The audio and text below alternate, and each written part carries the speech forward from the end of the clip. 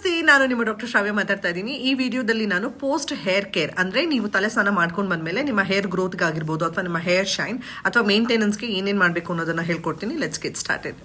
ತಲೆ ಸ್ನಾನ ಎಲ್ಲ ಆದ್ಮೇಲೆ ತಣ್ಣೀರಲ್ಲಿ ನಿಮ್ಮ ಕೂದಲನ್ನ ರಿನ್ಸ್ ಮಾಡಿ. That is very important. And ನಿಮ್ಗೆಲ್ಲ ಚೆನ್ನಾಗಿ ಗೊತ್ತು, ಹೇರ್ ಸಿಕ್ಕಾಪಟ್ಟೆ ಉದುರುತ್ತಿತ್ತು ನನಗೆ.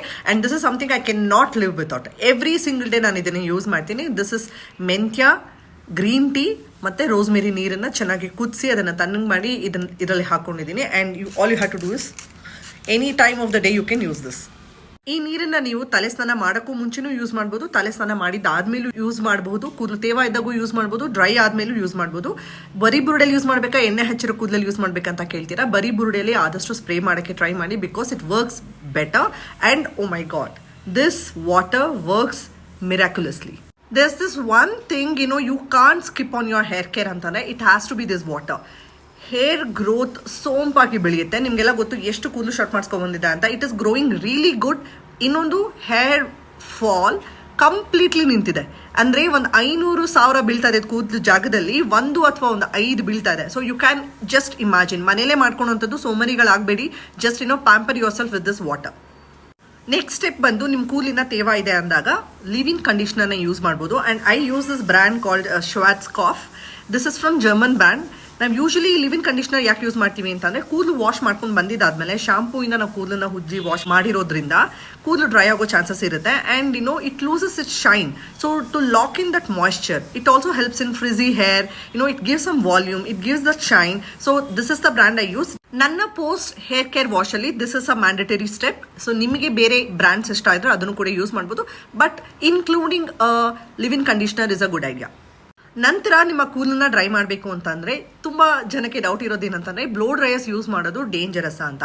ಬ್ಲೋ ಡ್ರೈಯರ್ನ ಯೂಸ್ ಮಾಡಿದ್ರೆ ನಿಮ್ಮ ಕೂದಲು ಕ್ವಾಲಿಟಿ ಅಂಡ್ ನಿಮ್ಮ ಕೂದಲು ಟೆಕ್ಸ್ಚರ್ನ ಮೇಂಟೈನ್ ಮಾಡೋದಕ್ಕೆ ಜಾಸ್ತಿ ಹೆಲ್ಪ್ ಆಗುತ್ತೆ, rather than letting it air dry. Especially ಟವಲ್ನ ಕಟ್ಟಿ ನೀವು ಕೂದಲನ್ನ ತುಂಬಾ ಉಜ್ಜಿ ಡ್ರೈ ಮಾಡಿದ್ರೆ ನಿಮ್ಮ ಹೇರ್ ಡ್ಯಾಮೇಜ್ ಆಗೋದಕ್ಕೆ ಅಂಡ್ ನಿಮ್ಮ ಕೂದಲು ಉದುರೋದಕ್ಕೆ ಜಾಸ್ತಿ ಚಾನ್ಸಸ್ ಇರುತ್ತೆ. So for better than that you can use any kind of blow dryer. Blow ಡ್ರೈಯರ್ನ ಯೂಸ್ ಮಾಡೋದಕ್ಕೆ ಒಂದು ಟೆಕ್ನಿಕ್ ಇದೆ. ಬ್ಲೋ ಡ್ರೈಯರ್ನ ಮೀಡಿಯಂ ಹೀಟಲ್ಲಿ ಇಟ್ಕೊಂಡು you have to do like this. ಈ ಥರ ಅಲ್ಲ, ದೂರದಿಂದ ಯೂಸ್ ಮಾಡಬೇಡಿ. ಈ ಥರ ಮೇಲ್ಗಡೆಯಿಂದ ಯೂಸ್ ಮಾಡಿದ್ರೆ ಏನಾಗುತ್ತೆ, ನಿಮ್ಮ ಕ್ಯೂಟಿಕಲ್ಸ್ ಓಪನ್ ಆಗೋದಿಲ್ಲ. It actually LOX in.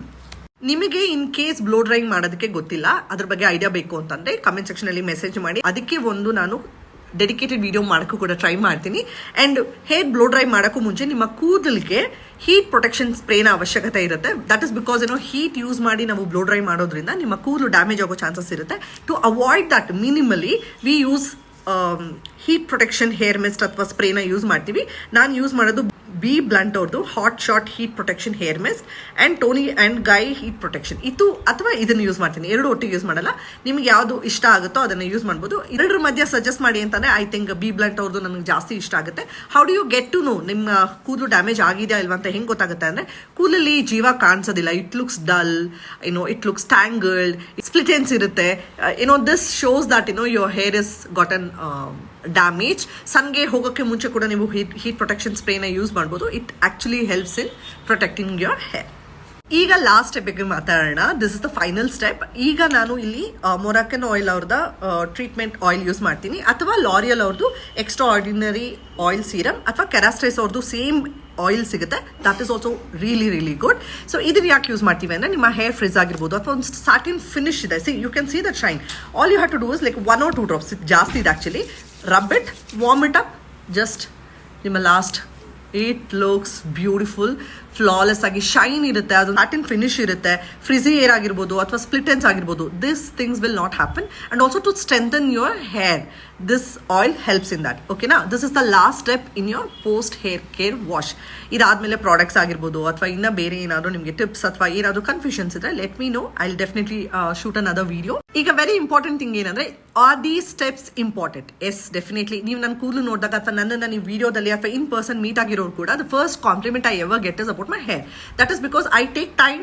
I make sure that I pamper like this, and I also feel very confident. I feel good. So these are the things I do to keep my hair healthy. ಓಕೆನಾ? ಇದು ಇಂಪಾರ್ಟೆಂಟಾ? Yes to me. If it is not important to you, ನಿಮಗೆ ಇಷ್ಟ ಆಗಿರುವಂಥ ಸ್ಟೆಪ್ಸ್ನ choose ಮಾಡಿ take care of yourself. I hope so this video was interesting. ಮತ್ತೆ ಇನ್ನೊಂದು ಇಂಟ್ರೆಸ್ಟಿಂಗ್ ವಿಡಿಯೋ ಜೊತೆ ಬರ್ತೀನಿ. Until then take care of yourself, love yourself, pamper yourself. You are the queen of your world. ಮತ್ತೆ ತಿರ್ಗಾ ಇನ್ನೊಂದು interesting video ಜೊತೆ ಸಿಗ್ತೀನಿ. Until then take care, love yourself, ಬಾಯ್.